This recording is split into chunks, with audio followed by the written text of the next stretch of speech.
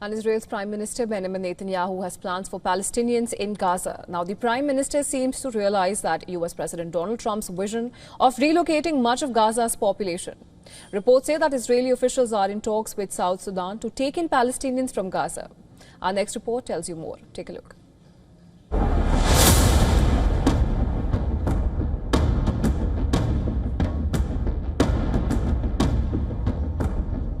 Where once stood tall boulevards, now lies nothing but piles of dust.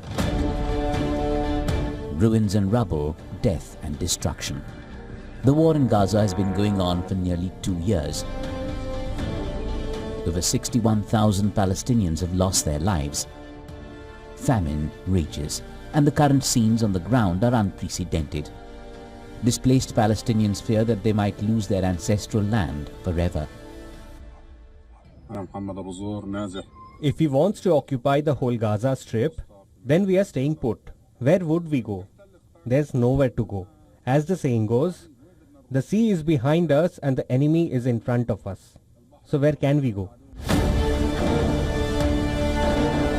Israel is going forward with its plan to secure Gaza.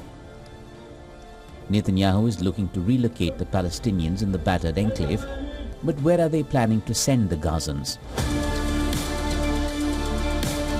Israeli officials are currently in talks with South Sudan about the possibility of resettling Palestinians from the Gaza Strip to the war-torn East African country. Israel's Prime Minister insists the resettlement plan is optional and calls it voluntary migration. Give them the opportunity to leave combat zones and generally leave the Strip, if they want. We will allow this, first of all, within Gaza during the fighting, and we will certainly allow them to leave Gaza as well. It's unclear how far the talks have advanced, but if implemented, the plans would amount to transferring people from one war-ravaged land to another. This move could have devastating consequences. South Sudan itself is at a dangerous crossroads and a victim of brutal conflict since 2013.